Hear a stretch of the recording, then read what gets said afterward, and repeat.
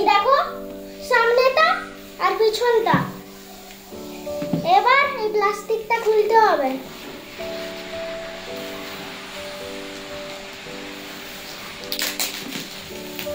এই দেখো প্লাস্টিকটা খুলে দিলাম।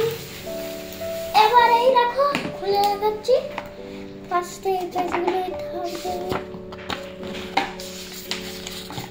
এই দেখো কিউআর কোড।